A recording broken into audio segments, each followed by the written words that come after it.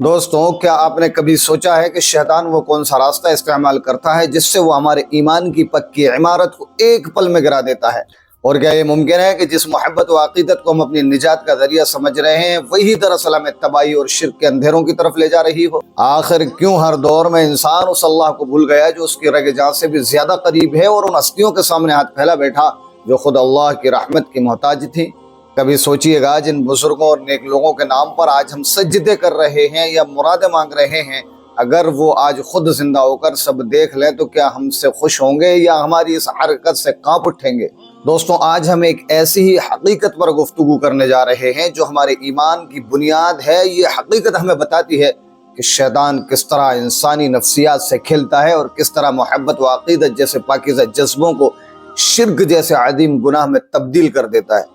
تاریخ گواہ ہے کہ جب بھی انسان نے اللہ کے نیک بندوں کی حد سے بڑی ہوئی عقیدت میں غلو کیا، وہ بھٹک کر شرک کی کھائی میں جا گرا۔ یعنی قوم نوح شیطان کا پہلا حربہ تھا، اور وہ کامیاب حربہ انسانی تاریخ میں شرک کی ابتدا ہوئی۔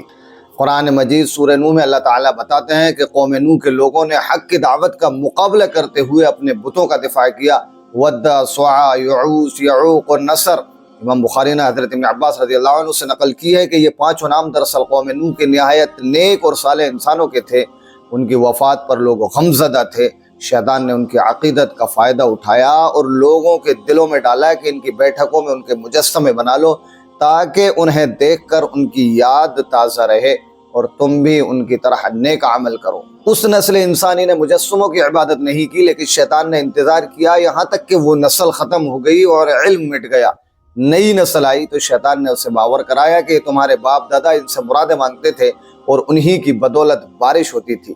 چنانچہ علم کی کمی اور عقیدت کے غلو نے انہیں معبود بنا دیا۔ مشرکین عرب نے عقیدت کا وہی پرانا راستہ اپنایا، یہی تاریخ مکہ کے مشرکین نے دہرائی۔ قرآن نے اللات والعزیٰ اور منات کا ذکر کیا ہے۔ صحیح بخاری کی روایت کے مطابق لات دراصل ایک نیک آدمی تھا جو حاجیوں کی خدمت کرتا تھا اور ان کے لیے ستو گھولتا تھا، اور اس کی وفات کے بعد لوگوں نے اس کی قبر پر اعتکاف شروع کیا، اس پر عمارت بنائی اور آخرکار اسے حاجت روا مان کر پوجنا شروع کر دیا۔ یہی حال عزیٰ کا تھا جو نیک عورتیں تھیں اور ان کی قبروں کو مقدس بنا لیا گیا تھا۔ آج اگر ہم اپنے معاشرے پر نظر ڈالیں تو وہی تاریخ دہرائی جا رہی ہے۔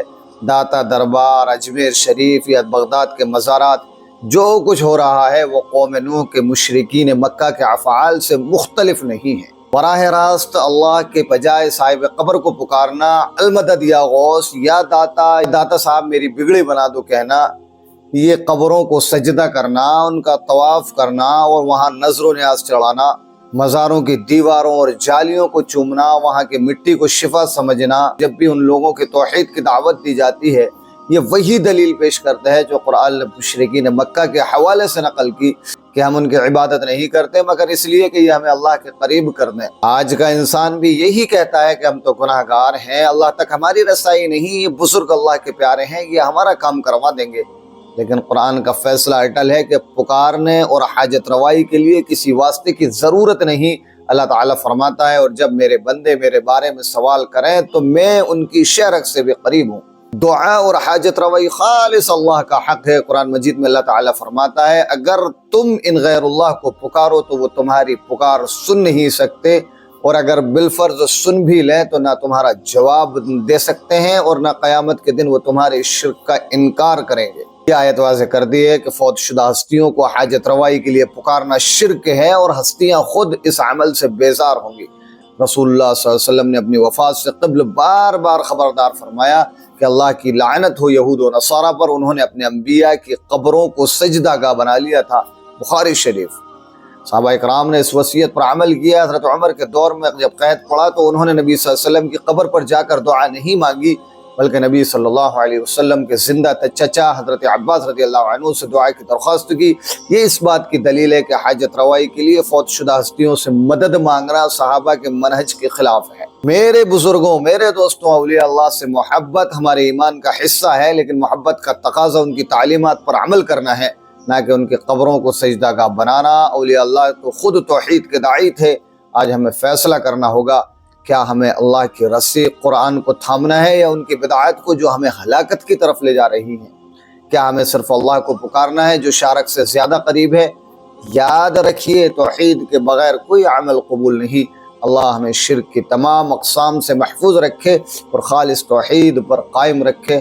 وما علینا الا البلاغ، اور آپ لوگوں کو لائک، سبسکرائب اور شیئر کرنے کی توفیق نصیب فرمائے، کیونکہ ہر دین کی اچھی بات کو پھیلانا صدقہ ہے، اور یہ صدقہ جاریہ بن سکتا ہے آپ کے ایک شیئر کرنے سے۔